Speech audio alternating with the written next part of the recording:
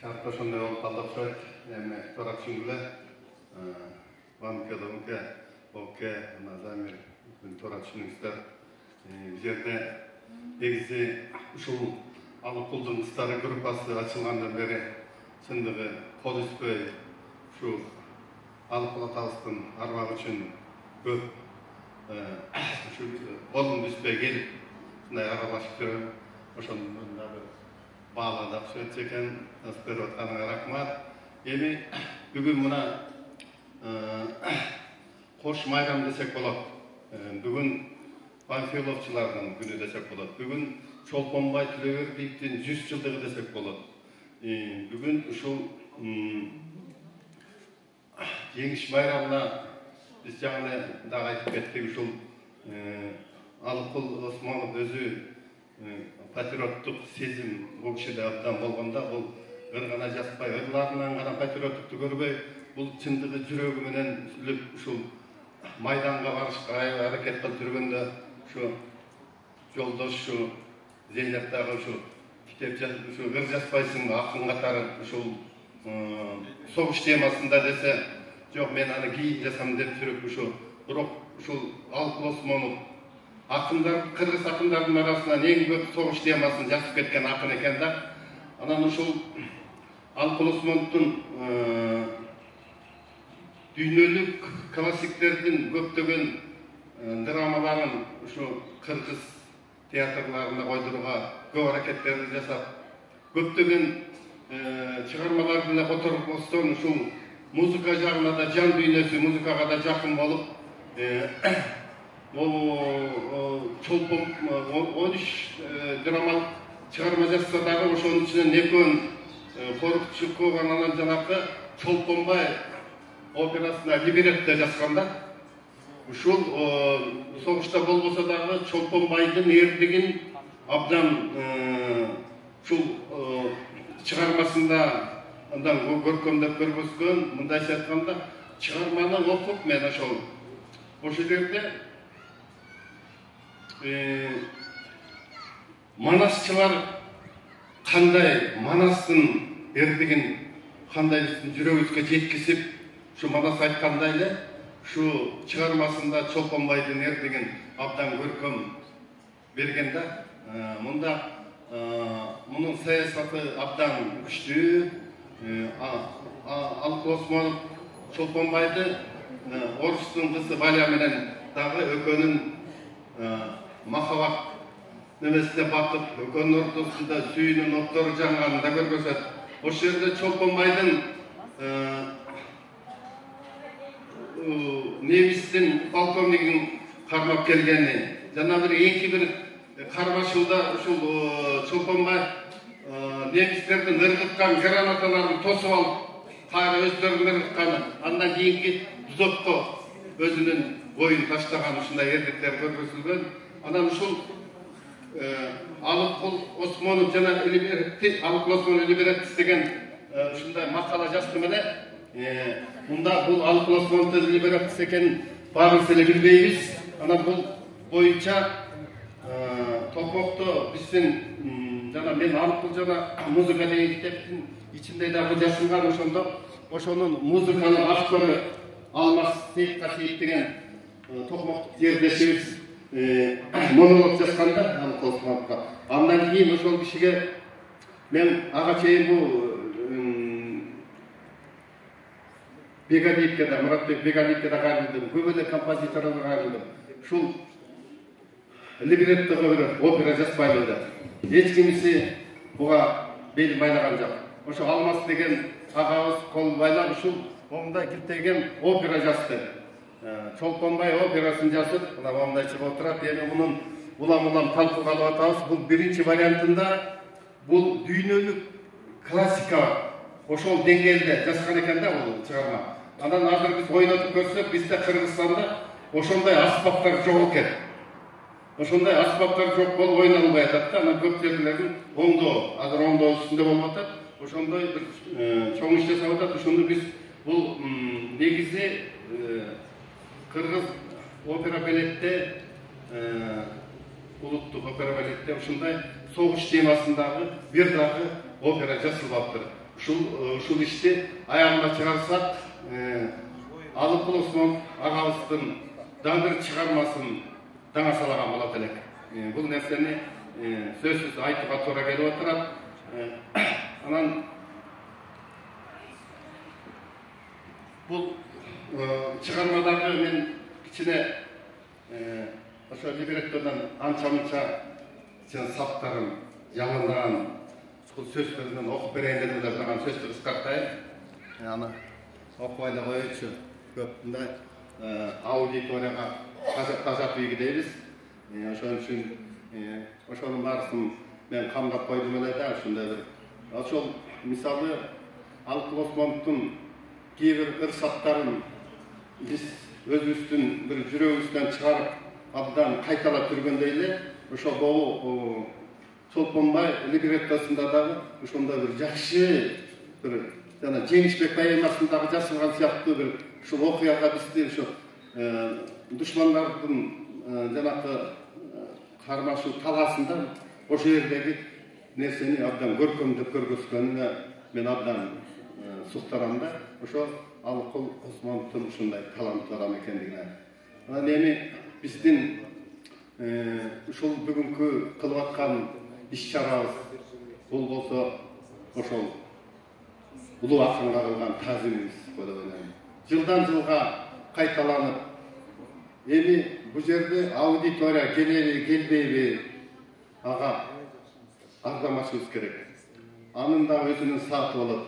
Бул салынган амфитеатр ушунун ичи толсун деп ак тилек менен салынган. Ол сахнадагы ошо ак тилек менен. Менин оюмда ушул жер дүңгүрөп эл толот. Ушул жерге эл батпайт. Ушуну алгач баштап аткан Алыкулдун кыздары сиздерди агабыздын арбагы колдосун. Ушуга абдан мээнет кылып иш жасап атасыздар. Бул да болсо силердин адамкерчилигиңер, силердин ички дүйнөңөрдүн батпай, бул бир акынга сүйүү, же болбосо бул кыргыз маданиятына болгон салымыңарга деп ойлойм. Ошол үчүн ушу кыздарыбызга бир кол чабалы. Анан эми бизге мына өткөндө Бишкектен да келип, Тумартовунан деп алар дагы ушу бизге кошумча болуп деп Бишкектен келишти, Аламин районунан келишти. Ошолорго кошулуп келишкен, дагы ошолордун эки представитель эки кызын жиберишти. Эки кыз менин машинама көп кыз баткыда эмес экен, анан жанымда досум да отуруп алды. Теге мен кыздар менен жакынмын, кыздардын жанында болушум керек деп. Саламат досум. Сизге да сөз беребиз. Анан ушундай эми биз токтолчу нерсе эмне? Мен ушул Алыкул Осмоновдун бүткүл немесине, талантына, ошонун өмүр жолуна изилдеп, ис салган агаларыма Бабарбек байке Казбаев сизге рахмат айтсак болот. Докторбек ага, сизге жакшы болот. Өзүңөр жакшы игиликтерди Замир, Нурден мына көп эмгектер жасап атасыздар. Ушуларга мына кылалы. Буякта мына маңдайда отурат, эми Элибай, сенин эмгегиңди дагы мен айткым келет. Элибайдын адамгерчилигине мен чоң эме кылабыз. Биз 4-5 жыл мурун Нурила Тукторова деген эже бар эмес бул жерде, билесиздерби? Нурила эже мен эчтип барып тияка барам дегенден жерде турдук элек. Эч ким бизди укпай атат. Мен бир Алыкулдун жакын туугандары болом. Аталаш тууган болуп калабыз. Мен кичинекей 80ден ашып калдым эже. Ушул мен ошол жерге барам десем эч ким укпай атат деген жекшен экөөбүз ээрчип алып бардык эле. Бул Капталардын башында 2-3 үй, бер жагында 6-8 номерде үй. Ошол жерде Алыкул Осмоновдун киндик каны тамган жеринде мен ошону көрдүм эле деп скелетке мен макала жаздым ошол боюнча. Ошондон бери уланып анан бул мына Элибайда билет, айылдын балдарын чогултуп жаштарга бир демилге кылдык эле. Жаштар бир аз 100 сомдонбу, 500 сомдонбу, 1000 сомдон болсо чогултпайсыңар. Ушул жерге Алыкулдун киндик каны тамган жерге таш менен болсо да белги кылып коебуз. Бул силердин салымыңар. Бул патриоттук, силердин бир кылып аткан Алыстан, Бишкектен, Тияктан, Кыргызстандын булуң бушунан элдер келип салым кылып кетип атат деп. Ошо сөз менен айтылып, ошо боюнча калып калды. Анан жакында ушу Элибай өзү ушу бизди жолубуздан тосуп алып, ошол үйдүн маңдайындагы Элибайдын үйү экен, Элибай ушу биздин короонун бурчуна жасайын деп неметилер. Анан биз таш менен эле белги кылып коелу деп аттык элек. Аңгы жакта Болот Бакыт Чолпон атанын директору. Ошол айтып калды, мен Алкросмонттун бюстун жасаттым эле, ошону бербейм силерге деп калды. Макул деп биз сакчылык ошону алып коелу десек, аны токмокко болот сага берип койгон окшойт, ошо бирок анан азыркы сен жашатып атат. Ошол жасалып калса, ошону ушул жака койдуралы деп атабыз. Анан ошол сөздү айтып калсак, алып пулдун кыздары колдоп атат. Биз дагы ошол жерге кошумча кылабыз деп. Жакшы, мына ушундай булар бардык жагынан кол кабыш кылып, бизге ушу бир жардам кылалы, бир кичине болсо да. Бул мамлекетибиздин иши эле, бирок азыр мамлекеттин абалын көрүп атасыздар. Бирок көптү көрсө көл болот дегенсине окшойт. Ушу аракеттер болуп атат, мына көптөгөн иштер жасалып атат. Эми бул жакында доктор Баке билесиз, 82 жылдары биз ушул жерде алып пул ийгимин ачылганда, адам ийгим. Ошого 40 жыл болуптур. Анан ошонун башында өзүңүздөрдүн жердеш уулуңар мына доктор Баке ошону башкарган. Анда Жекшен экөөбүз барбыз. Анда ошону 40 жылдыгын ушу быйыл тосуп коелу деп атабыз да. Ошого да кол кабыш кылыңыздар. Ошону же Бишкектен өткөрөбүз, же ушул жактан өткөрөбүз. Аны ошо пландап атабыз. Мына ушундай бир жакшы нерсе булардын кылган, жасалган ошо ийгим эң алгачкы эч ким ойгон элек кездердеги чыккан адам ийгим болгондо, ошондо ушул райондун эли, ошондо ушул жердеги жаштар абдан деңгээлге көтөрүшүп, абдан ушунчалык бир жакшы башталды эле. Анан заман өзгөрүп кетти, перестройка болуп, анан тиги бизде эгемендүүлүк деген баарыбыз ар кайсы жакка учуп кетти окшойт. Бирибиз Парижде, бирөөбүз Лондондо, бирөөбүз Римде дегенде, ар ким ар кандай жашоонун эмеси. Мына бүгүнкү күнү ошол нерсени дагы белгилеп коюп, максатыбыздын астында туруп атат. Ушуга дагы сиздер активдүү катышып беришиңиздерди каалайбыз. Эми бул жалпы иш, могу жерде салынган музей менен биз даңктанып, биз ушу менен мактанып жүрөбүз. Ушул Алкросмонттун музейи деп көптөрү даже жетип ушуну көргүсү келген, эңсеген, мен Кыргызстандын булуң бурчунун көп кишилерден угам да, ушу Алкросмонттун музейи бар экен, ушундай жер бар экен деп абдан суктанышат да. Ошон үчүн бул жерди жандантып, гүлдүрүп турчу мына ушул бизбиз. Ушул жер жанданып, гүлдөп турсун. Нурдин, сага ишине ийгилик каалайбыз. Ушул жерди гүлдөттүмүн. Ушул жерден колубуз үзүлбөсүн. Баарыбыздын Алкросмонт, бул баарыбыздын акыныбыз, бүткүл жалгыз эле кыргыз эмес, советтик Кыргызстан деп коебузчу. Ошондо ошо сайыстын жашчылар Фадеевдин Чыңгыз Айтбектин эме Алкросмонтко сталиндик сыйлыкты көргөзгөн. Ошого жетишкен биздин улуу акыныбыз. Бул кишинин ушундай күйөрмандары кана биз кана а кишинин исин өчүрбөйбүз. Ошон үчүн ийгилик каалайлы. Жерде мен кичине Жекшен досума дагы кичине ийгилик каалап кетким келет. Жекшендин кылган эмгеги зор, мен баалайм. Жекшен канчалык неме болсо дагы ушул эки агабызга Алкросмонтко жана Турар Кожомбердиевке чоң эмгек жасады. Жекшен, ишиңе ийгиликтүү болсун, өмүрлүү бол досум. Мен Жекшендин демилгечилигин, энергиясынын көптүгүн, тияктагын көп баалайм. Ошон үчүн эмне болсо да убактымды бөлүп, ушул жактан звонок болгондо мына кыздар калсыңар. Ушул жерден үшүлбөй келип туруп атабыз. Ушундай райондун ошол жалындаган отун өчүрбөгүлө. Ушуну каалап кетким келет. Жакшылык болсун. Рахмат. Анда эмесе эл журтубузга жарыя болуп калды. Şu Борборубуздан келген Kezdekti Tomar Toğlu'na vereli. Kana kızlar.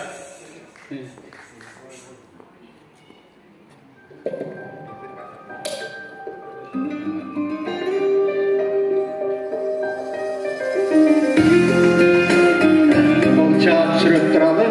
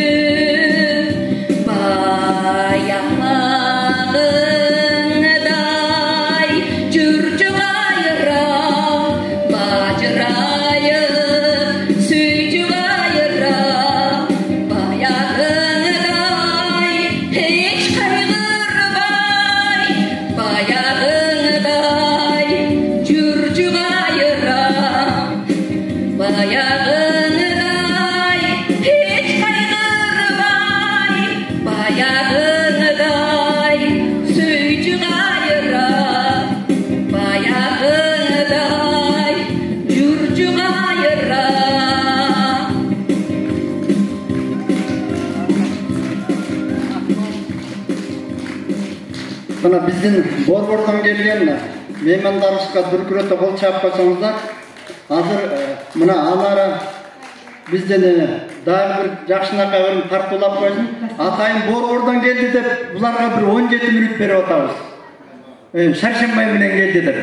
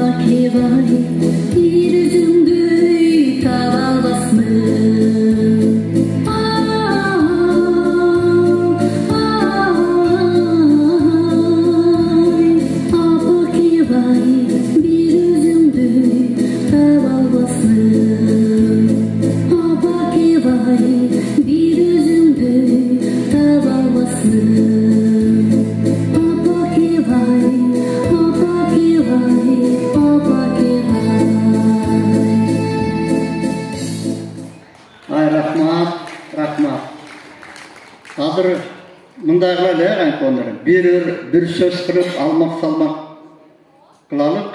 Hazır endi geptin gezegen men çınık basım menen şu Alıkul degende canım berip şu Alıkul'dun ışkıbozdorun, poeziya ışkıbozdorun mına 81-82 yılları uyuşturup bizdin başımızды biriktirgen mına men urmattap sıylagan, sыймыктанган Yusupov Doktorbek Bayken ушул жерде отурат. Анда түркүлөр кол чабуулар Yusupov Doktorbek Bayken ортого чакырып алсак.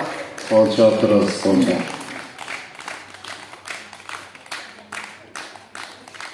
Кол чапкандар колдору билдирсин. Кол чабыңыз. Шаршембай Байке жана айтып атпайбы, могул жерде катталар толо отурса жакшы болот эле деп. Мен бир ошону эңсеп атам. Бирок байкап аткан чыгарсыздар, жалаң Алыкулга чындап жанын бергендер ушул жерде отурат да. Аны мен билбейм, бүт Кыргызстан тааныган Элибай Байкен бул жерде отурганда капталдын бир 90% отурат деп элестетип атам. Ана кептин кезеги сөз берилет, сабыр этип турсаңыздар, келиңиз Doktorbek Bayken.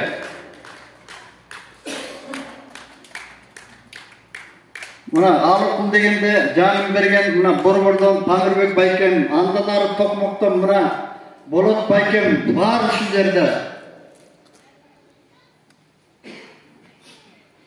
Sanatları, hürmetli arkadaşlar, özümüzü bilesizler 1981 yılı KPSS Borborluk Komiteti'nin çıkarmacı yaşlarına kamkorluk bölüm boyunca toplamı çıkan.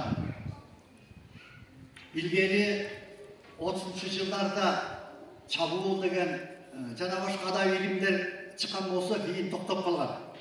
Ошону эске алуу менен КПСС Борбор комитети жанагындай токтом чыгарган. Ошондо 1982 жылы республика боюнча ушу Панфилов районунда биринчи болуп адабий музыкалуу бирикмени уюштурулган.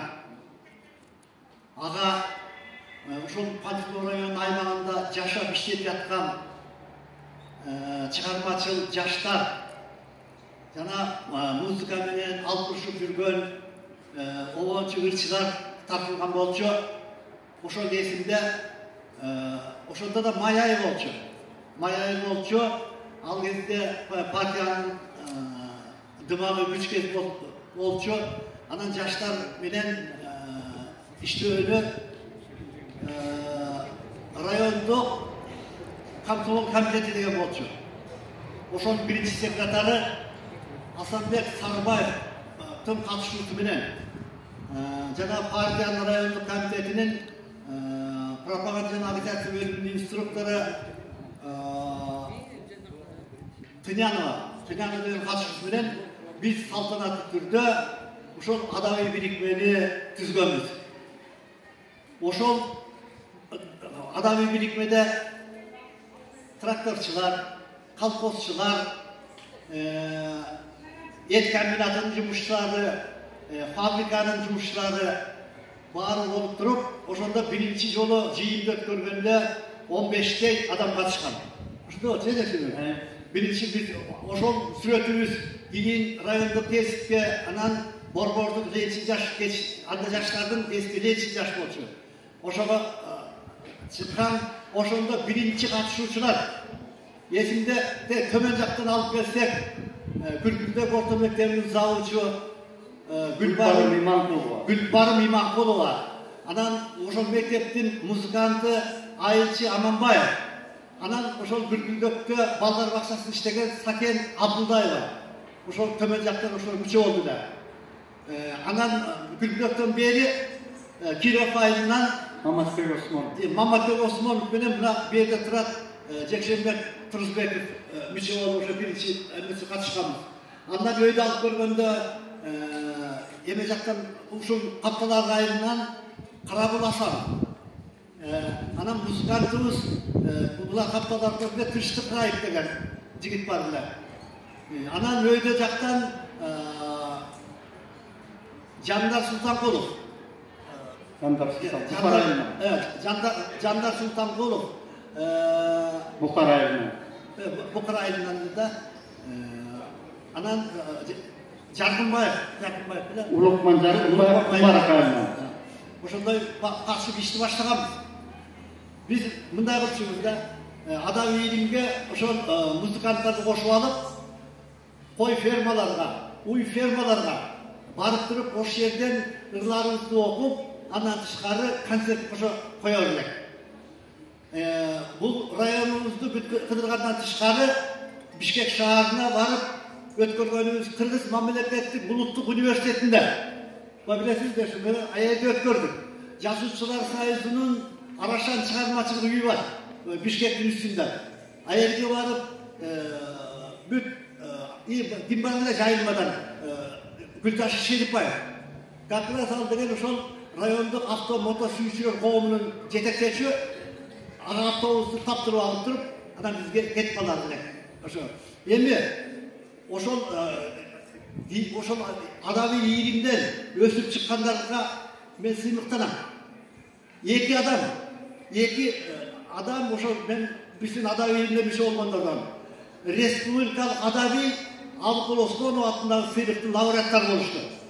Анын бирөөсү мына Жекшенбек Турусбеков, бирөөсү Алыкулдун жээни Даражан Сызгалиева.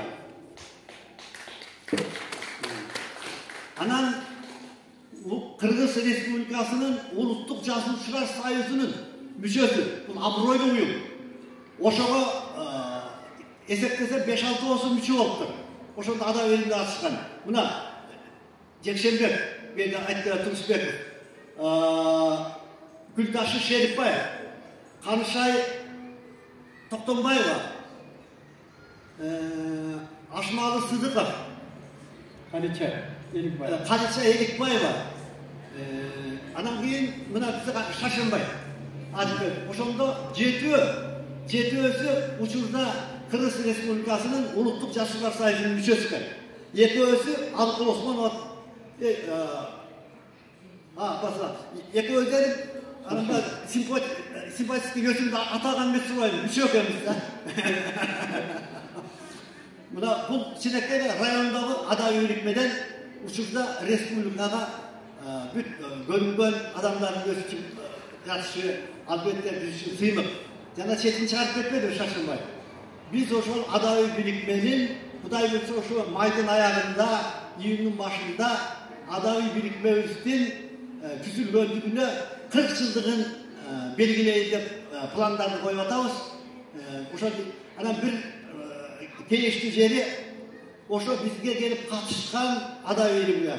Башында жүргөндөр бир тобу көздөрү өтүп кетишти. Жанагы Токтомат Мамбетов, Улукман Жакынбаев, Жандар Султанкуловтар, Айылчы Аманбаев, Тынчтыкаев, ушулар бир топтордун көздөрү ыймандары саламат болсун, көздөрү өтүп кетти. Анан ошо биздин Кудай буйрса мен бүгүн көрүп, чынын айтайын, бул эки жигитке Шаршембай менен Жекшембекке анын толук ишенип отурам. Кудай буйрса биздин 40 жылдыгыбызды Бишкек шаарында пландаштырып атабыз. Бир жерге кеткенде Кудай буйрса ошондо ушул жерде отургандар баары катышса да болот. Анан эми баягы илгери Шашы Термечиев айткан экендей, оюн коюп атса анан айтат дейт. Болду бүттү жок, мен атай ырдайын деп келгенмин. Анан ырдайын деп сахнадан түшпөй коюптур. Анан сандай Алыкул боюнча келгенден кийин аягында баягы акын катары мен ушу Алыкул жөнүндө бир изди окуп берип коеюн. Алыкул өмүрүнүн көбүн Ысыкөлдө көргөн, билесиздер. Баягы оорусуна дага болот деп, ошо Ысыкөлдө көп болуп, анан Ысыкөлдө көп ырлар жазган экен. Ошондо мен Ысыкөл менен Алыкул деген ырымды окуп берейин. Göl jatar, толкуп ташып, күндөгүдөй, көрбөгөн göl сүрүнөн сүрдөгүдөй, аярлап бойго атып тура берет. Алп акын göl жээгинде үйдөгүдөй. Алтын күн gölдүн үстүн сырдай берет. Алп акын gölдүн ырын тыңдай берет. Өзгөчө gölдөй таза ниет менен өзү да göl жөнүндө ыргай берет. Так жазып Ысыккөлдүн улуулугун, таптаса кыз кыялдуу сулуулугун аярлап Ысыккөлгө арнап койду. Алп акын жүрөгүнүн жылуулугун. Сүйүүсү гөлгө деген көзөп чыгып, сүйүнүп ырларына өзөк кылып, толкундап göl жээгинде жатар эле толкунду толкуп жаткан төшөк кылып. Толкундар жээки урлап жаны тынбай, толкуза музыкалуу жаңы ырдай, эгерим келишти де жаза албайбыз, эч качан göl жөнүндө Алыкулдай. Рахмат айке. Эми бүгүн 9 майбы? 8 май. Анан bir yerde açıkmadı Alыкулга, анан кийин Чолпонбайга, анан жеңиш күнүнө арнап, анан жеңиш күнү болуп аткандан кийин ушул айылдан деле мешендер, согуштар кайтпай калгандар бар, согуштан келгендер бар. Анан ошол ырымдап, ошол бир качанында окуп коеюн.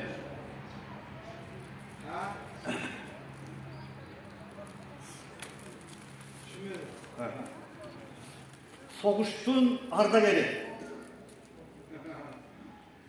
Жеңиш күнү медалдарын тагып алып, оң колуна таягын алып дайым, жүрөгүнө эрдик отун жагып алып, шашпастан баян кылат согуш жайын.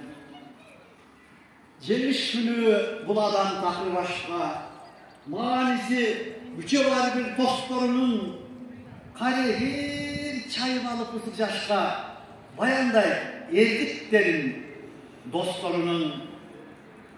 Жеңиш күнү жапжаңы кийимге, үнүнүн дирилдегин тез туясын, тынчтыктын фолдун комузуна салып ийет, жыл сайын май айында пенсиясын.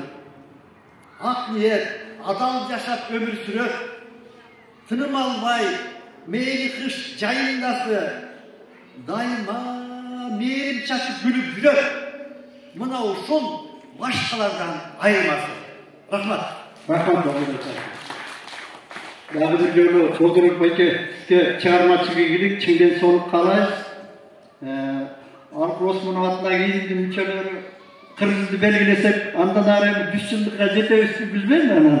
Бар болсок, ал эми агайын туугандар, кийинки кезекте Дүркүрөң кол чабуулчулардын астында биздин Панчулук жайыл аймагында биринчилерден болуп, мен билгенден 13-14 жылдан бери урушулган Сосновканын сулуу кыздары мына жайыл айылдарына Дүркүрөң кол чабуулар менен тосуп алсак. Мына жетекчиси менин Шакен деген. Кара деген Дүркүрөң кол чабуулар менен.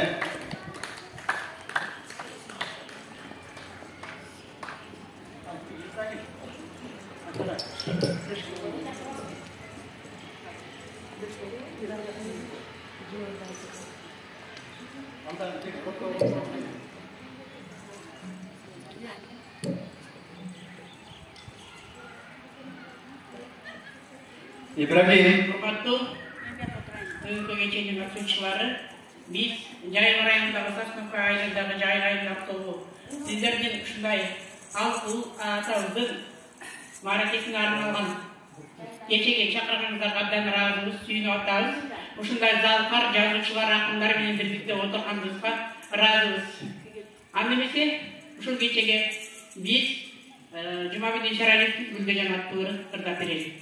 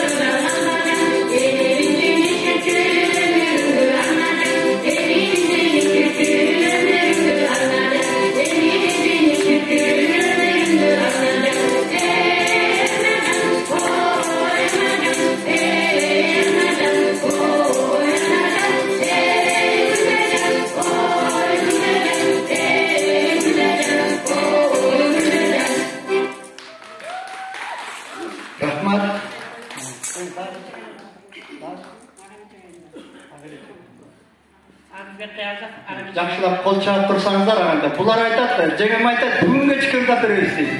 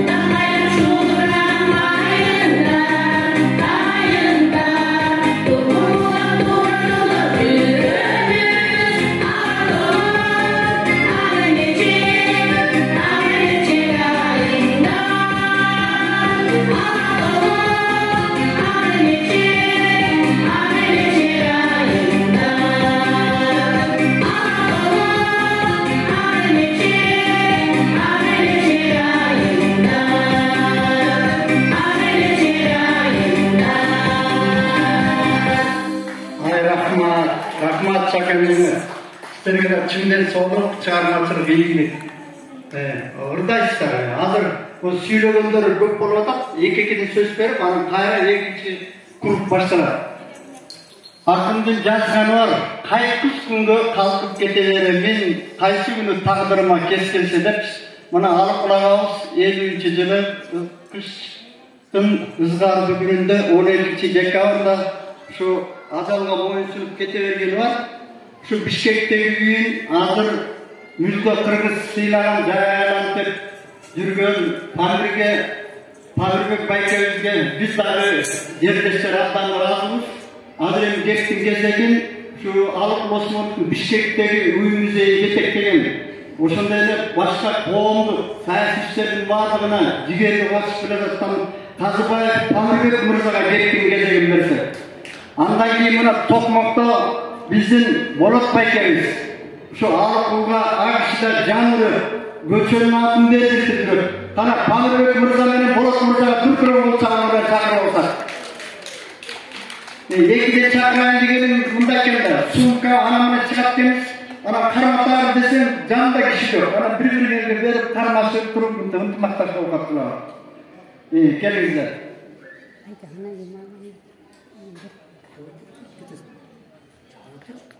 Adam müziğin direktörü ama müziği yapar.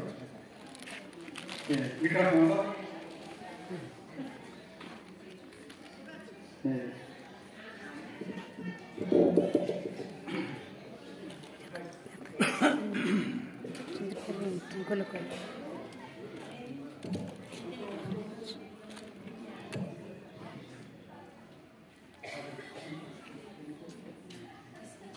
Elinde uçuraşsak karışak. Var oğul değil. Cezenağı Beksu'na açılamıyor. Akagası yavruda savunması. Bir o yani alıp aytkanda var oğul değil uçuraşalım. Şakşılık olsun. Anan bugün buna biz bu kaptalarga gelip getip жүргөнүбүздө мен үчүн 35 жыл 40 жыл болуп калдык ушу. Ошо жанагы доктурлуктун ийриминен кийин эле Алыкбул иштер башталып кетип, анан биздин ошол көрүүндөр келе баштаганбыз да. Ошол эми анан кептин токотерин айтканда Алыкбулдун Бишкектеги үйүнө барып жүргөн карапайым эле катардагы эле көрөрмандар болуп жүргөнбүз. Анан бир күн ой келди, эмне үчүн Алыкбулдун өзүнүн үйү турса, өзүнө атактан болсо эмне үчүн үйүнө келбейт? Ошондо отуруп маселе коюлуп отуруп, акыры бир 5 жыл 10 жылдан ошол маселе чечилген. Анан быйыл ошол музейдин дагы 20 жылдыгы болгон жерде буюрса сентябрда, августта белгиленет. Азыр мына бүгүн доктурлар мырза көрүп келди, ошол жакта ремонт иштерин баштап атабыз, башка иштер болуп атат. Анан эми бул жерге Алыкбулдун үйүнө көргөн келгенде эки жактан көзү чечилип келет экен. Türkler geldi, Грузинler geldi.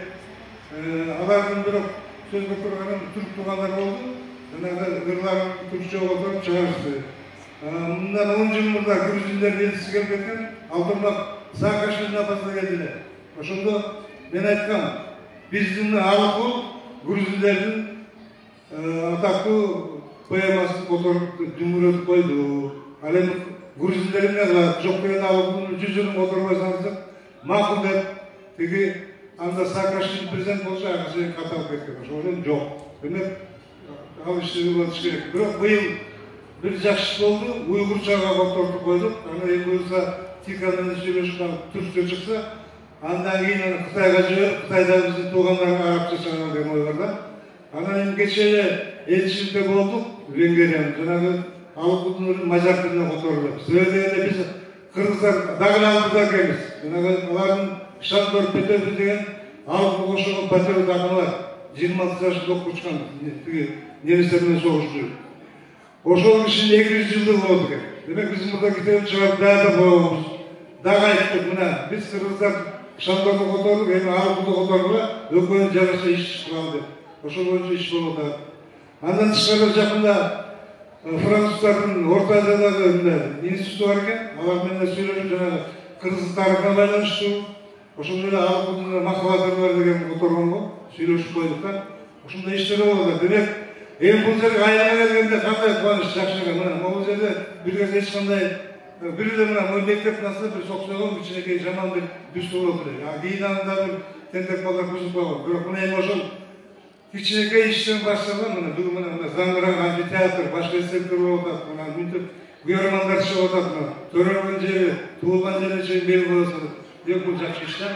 Anam daha da ötken жылмен күздөрү болуптан сакалына келгенде Москвада иштеп жүргөн ошо чүйүлүп башка жактан мигранттарга коесуң ошолор келген экен анан ага да алгы китептеринде айтканбыз эгер мүмкүн болсо акча жагынан жардамдайсыңар Москвага дагы эстелик коелу депчи себеби дегенде өзү ленинграддык бирок орусча чуңаган түбү орустун акыны Михаил Снедиков алгынын эң чоң котормочусу ошол айтты Памирлер, когда начнем депчи эмне болду мына мен 70-тен ашып калдым дейт бирок ушул алгы нерселери менин көзүм тирүүдө Москвада коюлуп калса мен дүйнөдөгү эң бактылуу адам болуп турам ошол орус котормочу айтты да ошону айтсак Москвадагы жана мигранттар айтты Байкалда биз материалдык жагынан колдонууга даярбыз бирок сиздер министрликтер аркылуу элчилик аркылуу атайын чечим чыгарып берилди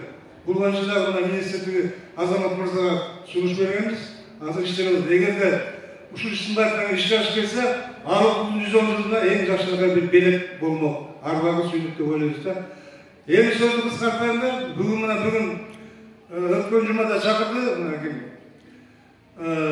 ушундай болгон жада кандай болот экен эң негизи мен жүрөгүмө таасир эткени алгыдын жанагы жеңиш күндөрү боюнча депчи демек ушу жеңиш күндөрү салтанат жеңгендерге салтанат жеңгендер атасы Сталин салтанат деген алгыдын эң жакшы саптары бар ошону ишке ашырып аткандарга чоң рахмат менимче бул жерде Кыргызстандан катышкан канча 160 миңдей киши курман болгон ошол жаткан жери жайлуу болсун мына азыр айтып атсак болгон 90 мына арбадар калыптыр депчи демек ал калгандарын дагы арбаттар ыраазы болушун ушу алгыдын чагырмалары эскерип аткандыгына эми сөздү кыскартайын бул баштык менен келди деп эч нерсе айтып атпайбы эми алгыга келип кантип баш беребиз анан эми берди алгыдын кыздар деп көптөн бери дүң болуп чыгып аткан ошо алгыдын кыздарына бөкөй алгыдын кыздарынан баштайлыбы алгыдын кыздардын кожоюну ким пилотку кийип отурабы Райлажа Жумабаева Райлажа негиздөөчү чоң баштык менен Памикеники батабы батпай билбейм баштыгына бирок кол чаап турат боло айтылганда Памикеме рахмат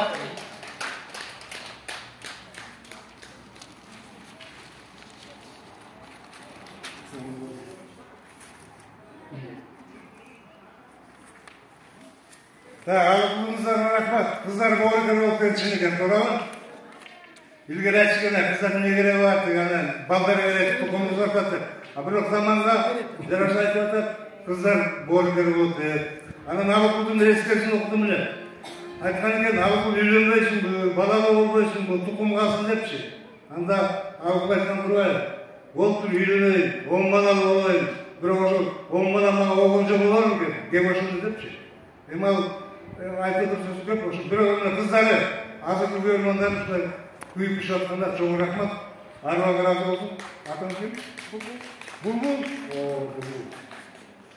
Булбул эми мына алгыдын ысык көл толкуну деген китебин 2020-жылы чыгарганбыз кыргызча орусча англисче ошону эми булбулдай болуп окуп жүрмүз да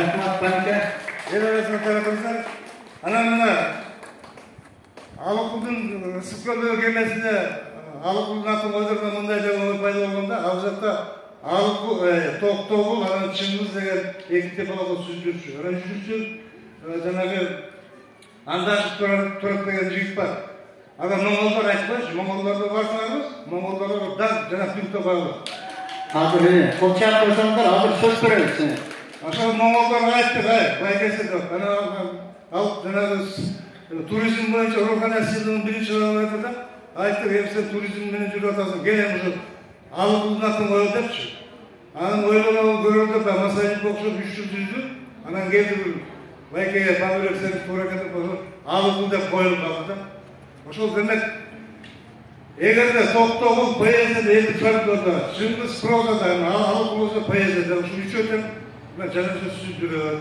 Ошол анан чыңгыз айтматов жөнүндө дагы Мажарстанда легендадан чыккан китептер нерсе. Рахмат Өлке. Анан бул ошол экен. Анан бул биздин Акбозат деген газета бар. Алкулун Акбозаттан көргөн. Артын үйгүлөрү карасак, кайсы уюм мекеме болсун ошол материалды чыгарып берет. Анан мен өзүм Асылбаштан болгондон кийин Асылбаштын тарыхы деп Мыша деген биздин чоң аталар Кытайга барган экен. Ошонун 300 жылдан деп онда чыккан да. Ошол Асылбаш жөнүндө канча маалымат алып калдым. Окуялар бар Асылбаш болот. Анан бул жерде мына биздин көрөбөштөн турат, атыңыз Бектүбү. Асан Алиба Бектүбү Асан Алиба. Жайыл Батырдын даркынчы